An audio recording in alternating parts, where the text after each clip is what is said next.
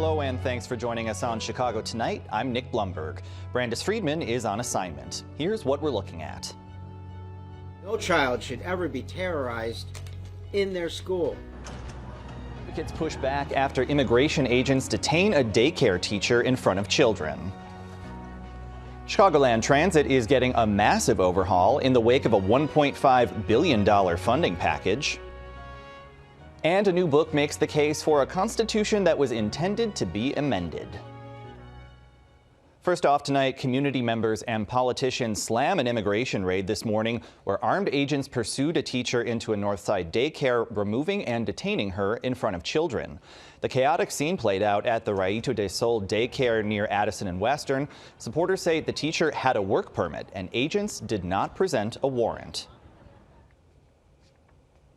What has happened today is domestic terrorism. It is a violation of our rights. It is a violation of these children's rights. It is a violation of these teachers' rights who have a right to work in this country and care for our most vulnerable kids. A federal judge is ordering Trump administration officials to address, quote, unacceptable conditions at the ICE processing center in Broadview.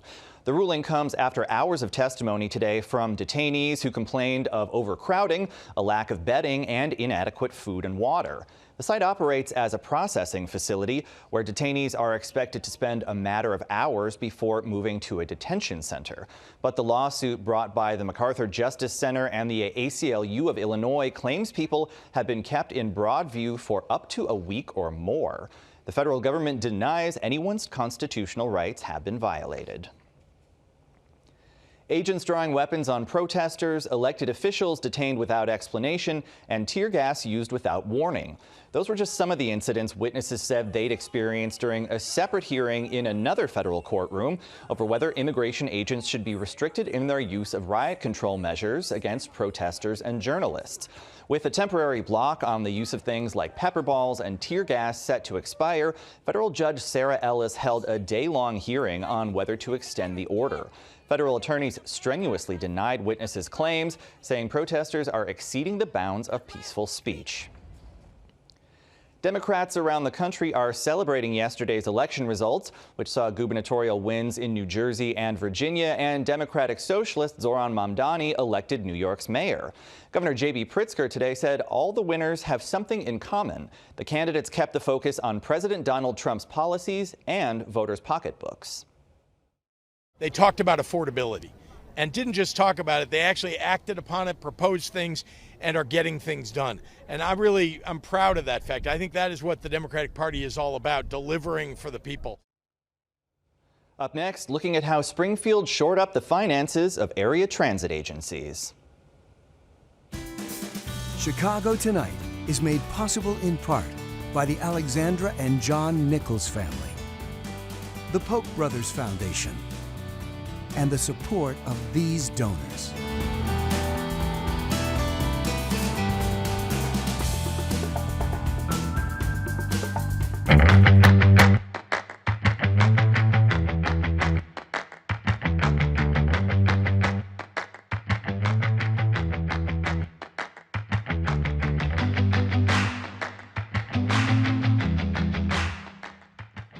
Illinois lawmakers signed off on a sweeping $1.5 billion transit package that reshapes how CTA, Metra and Pace are run and funded. The plan creates the new Northern Illinois Transit Authority to oversee the transit agencies, which critics say have long failed to coordinate their service and meet rider needs. The measure also fills looming budget gaps by redirecting $860 million in motor fuel sales tax to transit, using some $200 million in interest from the state's road fund, and raising nearly $480 million through a 0.25% RTA sales tax hike in the Chicago area. Lawmakers say the overhaul is needed to keep trains and buses running as federal COVID aid dries up and ridership remains below pre-pandemic levels.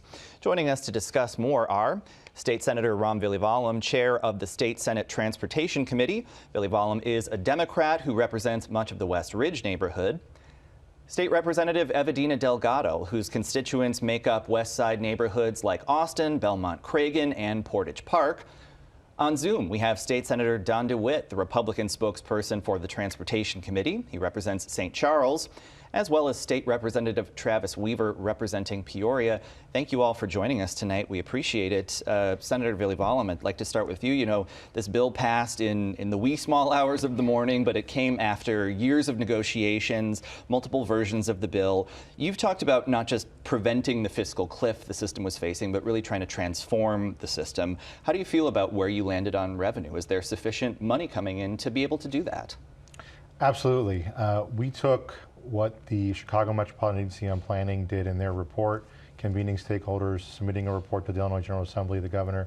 We took over 40 hours of testimony from constituents, stakeholders, municipal leaders, put that all together in legislation that had robust reforms to address the lack of integration, to address the silos that existed in terms of service plans and capital plans and so much more. And we also provided that transformational investment of $1.5 billion to ensure that we have a safe, reliable, accessible system for several decades to come. Because that was always the goal, to make sure we're not just doing a Band-Aid solution, but preparing ourselves for a world-class system for the future. Yeah. Senator DeWitt, this deal, avoided some of the proposed revenue streams that had gotten pushback, things like taxes for online deliveries or new speed cameras, among others. What's your reaction to how transit will be funded under this new measure? Well, thanks for having me. First of all, I think the package that has been put together will be sufficient in resolving issues that have been in place for quite some time that have caused a lot of grief and aggravation for legislators in Springfield, as well as the transit riders here across the Chicago metropolitan area. I represent an area in the western suburbs. 3 of my counties, Kane, McHenry, and DuPage, are all members of the RTA region. Out here in the western suburbs, we, from the very beginning, felt very strongly about equity in voting for the Collier County members of the RTA region, and equality in how those revenues were going to be generated in order to solve this fiscal cliff. The cliff eventually dropped to a little over $200 million within the last 30 days. There's close to $1.5 billion in new revenue that are being generated as part of this process. A lot of that money is to start improving the system that we already have, to make it more cohesive, to make it safer. We feel that the revenue stream got a little bit too strong and a little bit too emphasis was put on taxpayers. They took some of our advice. Republicans on our side of the aisle felt numbers like the road fund tax, where there's significant dollars sitting in that fund with interest being earned. We appreciate the fact that those dollars were taken. There was other sources of a couple of $100 more million from the governor's rainy day fund. Those were poo-pooed. No one was interested in pursuing that aspect. So I think on balance, it's not bad, but I think the suburban shareholders, through tollway revenues and through the RTA increase that'll be coming down the pike in another year, I think has done a good job to create a revenue stream that hopefully can get the job done to revive this system. Representative Delgado, some of your Republican colleagues toward the end of the session asked you to hold off, perhaps, start talking again in January, because this bill is somewhat complex, and as Senator DeWitt mentioned, because the fiscal cliff estimate had been lowered. Why did you think it was urgent to get it passed during the veto session? I think there's a couple of really important things that that need to be focused on when we talk about the timing. I think sometimes people talk about numbers on a spreadsheet and think that, well, this isn't something that's urgent. Well, when you've lived through service cuts before, you know that that's really impactful. You're talking about people's jobs, because that means that folks are going to be getting pink slips. But it also was important for us to think about the paratransit system, and I think that often gets forgotten in these conversations. The RAP and TAP program, which stands for Rideshare Access Program and Taxi Access Program, those were programs that were on the chopping block that were going to go away in April if we didn't do something right away. And so making sure that we take care of some of those populations that rely the most on transit, and also thinking about how do we prepare our transit agencies to be able to put forth the best possible service in the coming year. Yeah. Representative Weaver, with this bill, we'll have 15% of that gas tax money, 10% of the road fund interest directed downstate. Certainly a large portion of the population here in northeastern Illinois. Do you think that's a fair split where things ended up? No, I absolutely do not. And it's an interesting discussion to be having now after, in the previous segment, we heard Governor Pritzker talk about how he says that Democrats win when they focus on affordability. Well, Illinois Democrats just took a $200 million problem and threw $2.5 billion at it. I don't know how that creates affordability for people here in Illinois. And the people that I represent in the greater Peoria area got absolutely robbed on this. Historically, the road fund split has been about 55% downstate, 45% for Chicagoland. Now, that's 85% Chicagoland and only 15% for downstate, where the vast majority of our road miles are. I would guess offhand 90% of our road mileage probably is in downstate districts like my own, yet we're only getting 15% of that road fund from the sales tax. So it's really a sad day. It's really unfortunate that the people that I represent were robbed to the tune of $1.1 billion. I understand the need for it, I absolutely do, and especially for Representative Delgado and Senator Villavelum to want to support this because it helps the people that they represent, but it's at the cost of the people that I represent. I could never imagine asking the people of Chicago to bail out Peoria's CityLink bus system. I would never ask that, nor would I ever expect it. I would expect the people that ride that and support that in the community to be on the hook for funding it. So I think it was really unfortunate, really sad. It's another reason why we have so much division in this state.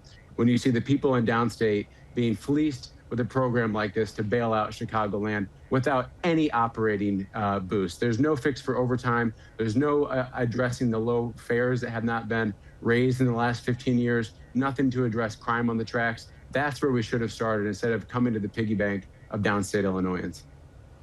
Senator, how about that? The criticism that central and southern Illinois communities are effectively subsidizing local transit.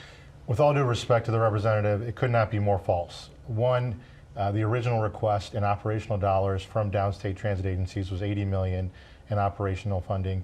We put $129 million plus another $20 million in capital funding. Number two, we fully funded a Quad Cities to Chicago rail project that they have been working on for decades to the tune of $475 million. We also funded the next phase in a project from Peoria to Joliet to Chicago interconnectivity as part of this process. So to say that we have not included funding for downstate transit for all 54 downstate transit agencies that serve 95 counties is false. Number one. Number two, the cliff number of $200 million accepts fare increases and also a cut to the RAP and TAP program that people with disabilities rely on.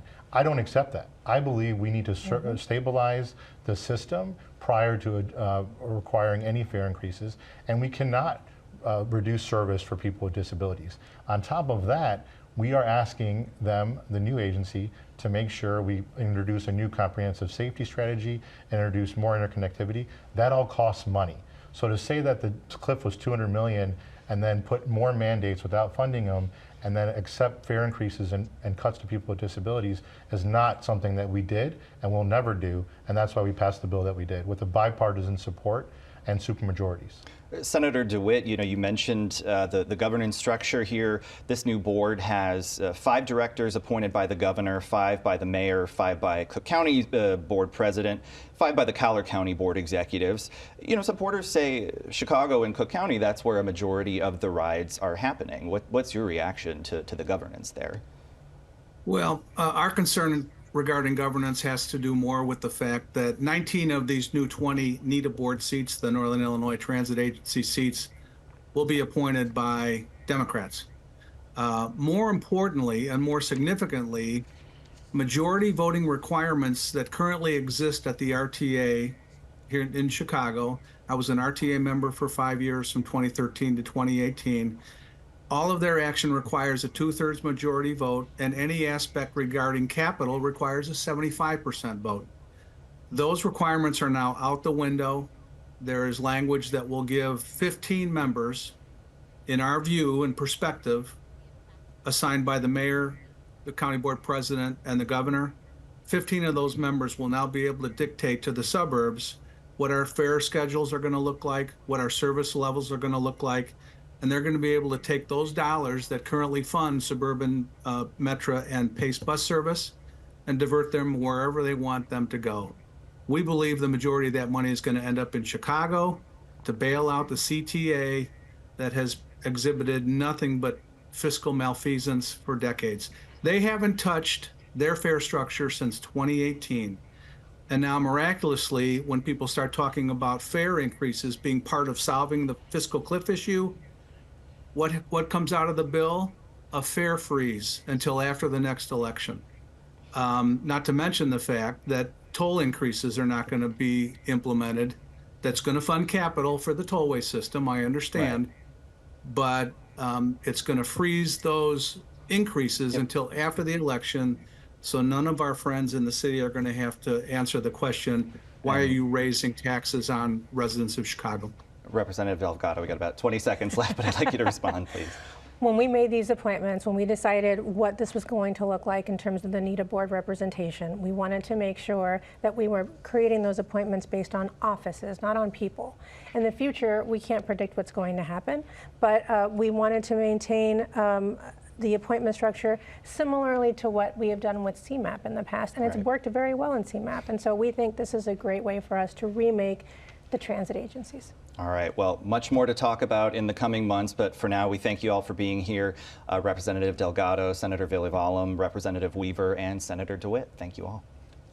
Thank you. Up next, changing the Constitution. We explain right after this. All right, thank you. It always zips.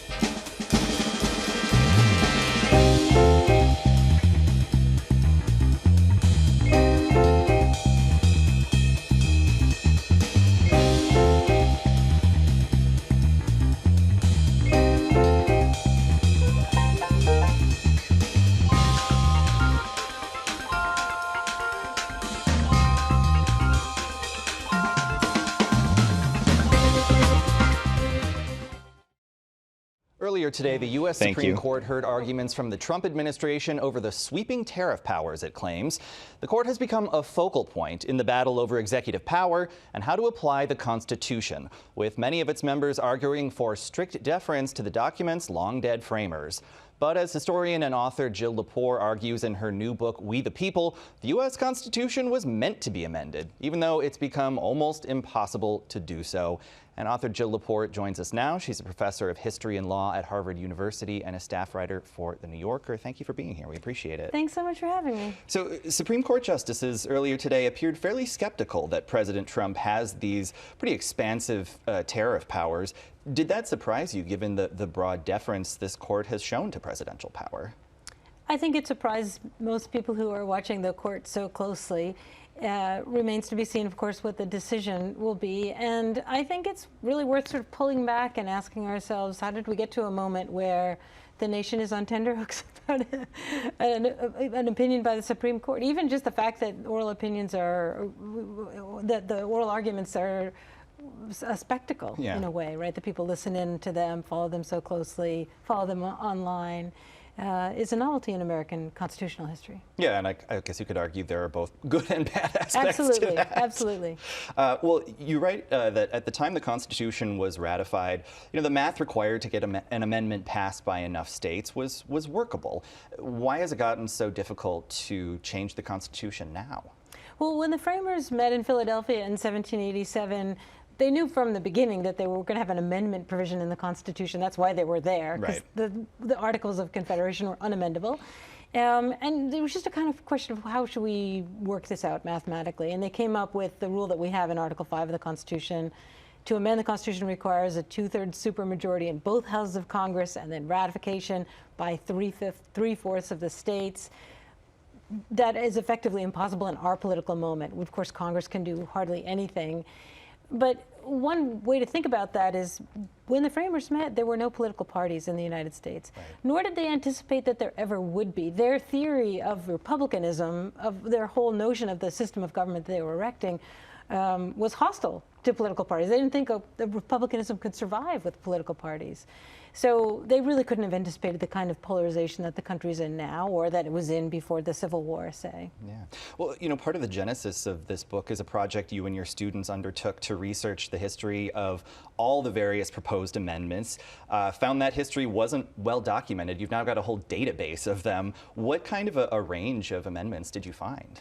Yeah, so we put together this project called the Amendments Project, funded by the National Endowment for the Humanities, and it's free and online, and anyone can look at it. You can put in a topic and pull up all the proposals that have ever been made, introduced on the floor of Congress or in petitions to Congress to amend the Constitution. And, you know, there are thousands and thousands and thousands of these. You know, some of the ones that are evergreens that keep coming up and up and up. A single 6-year presidential term that was proposed very early on. Reform that just kind of never got enough steam. The first time that anyone proposed abolishing the Electoral College in a serious way was 1803. That has been unpopular fairly steadily across American history. You know, there are moments, eras in American history where there are some kind of wild-eyed, wide-eyed proposals. The progressive era, people wanted to abolish the Senate. So it's a whole world of constitutional ideas that we have forgotten, and you know, they're failed ideas. Maybe they're worth forgetting. From the point of view of a historian, they're not worth forgetting. Right. We need to archive them. We need to be able to study them. But there's a lot to be discovered in the patterns. What parts of the country want which things and at which time? Well, you know, a lot of conservative legal scholars and judges, including many of the Supreme Court justices, subscribe to this idea of originalism. We should be deferring to the framers. But for a lot of American history, was it even possible for most people to get their hands on the kinds of writings and notes from the conventions that the originalists cite? Yeah, so originalism is a pretty consistent mode of judicial interpretation, and I think defensible is that, but it is not original.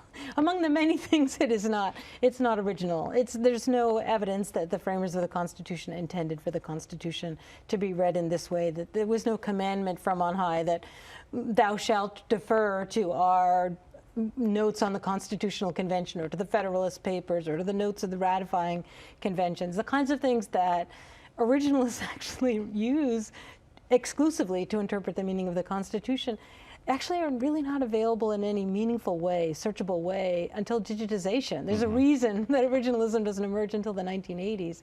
It kind of depends on digitization of sources and not just printing, but their widespread availability. Yeah, can you get James Madison's notes easily? Could be a tricky thing. You write that the Article 5 that allows for amendments it's often a sleeping giant woken by war. Hasn't woken up in decades. What do you see in our current political moment that might wake it up? Is there anything? You know, I think there's actually a lot of conversation about, so what happens, because for long stretches of American history the Constitution has been effectively unamendable, is when the people can't amend the Constitution is going to change one way or the other. And at this moment we're in now, the Supreme Court has the only capacity to change the Constitution. And it's not that the court shouldn't have that capacity in some way to review congressional laws and make the kinds of determination that the court is making, you know, as we speak about executive acts. But it's not countervailed by a power that the people hold. In that lack of balance, as we see the kind of problems with the lack of proper separation of powers, cause a lot of disequilibrium in the system, and also contributes to what the framers expected it would contribute to, was sort of insurrectionary politics. If people don't have this peaceable ameliorative power to amend fundamental law by constitutional amendment, they get restless. Yeah. And we're living in an era of great deal of political violence and a great kind of insurrectionary feel to our politics day to day. Yeah. If the Constitution isn't working as it's intended, is there any argument to toss it out and start over? That's a question people have asked across American history, and it emerges time and time again. And you know, I've been going around the country talking to people about amending the Constitution and what that means and has meant historically. This always comes up in the Q&A, and I often just put it to a vote in the room. Do you think we should keep the Constitution and, you know, fix it or repair it if it needs repair, or should we start again? And audiences are overwhelmingly in favor of the Constitution that we have, enforcing it, hoping that it can realize its promises, Maybe that requires amendment, maybe it doesn't, maybe that requires, making different arguments to the Supreme Court, but there's a not so much constitutional veneration, which I think the framers were terrified of, that would be a problem, but there's a lot of dedication to the Constitution. We've got about 30 seconds left. You've been teaching at Harvard for more than 2 decades. What do you make of the current administration's efforts to sort of single out higher education, to punish it in some ways? I think it's a lot of posturing. It has dire consequences for medical research, and I'm proud that my university has not caved to that pressure thus far, in spite of all that it has cost the university. All right. Well, Jill Lepore, congratulations on the book, and thank you for joining us. Thanks so much for having me. Again, the book is called We the People, A History of the U.S. Constitution. We're back to wrap things up right after this.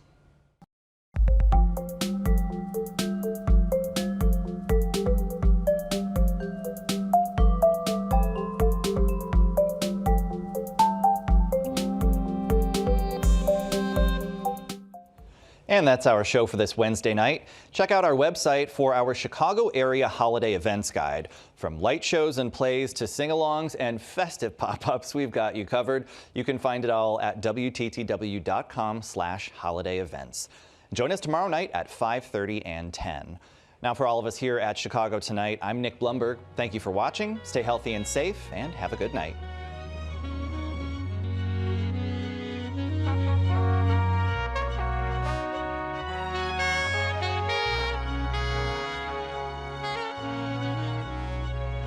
Closed captioning is made possible by Robert A. Clifford and Clifford Law Offices, wishing all a happy and healthy holiday season.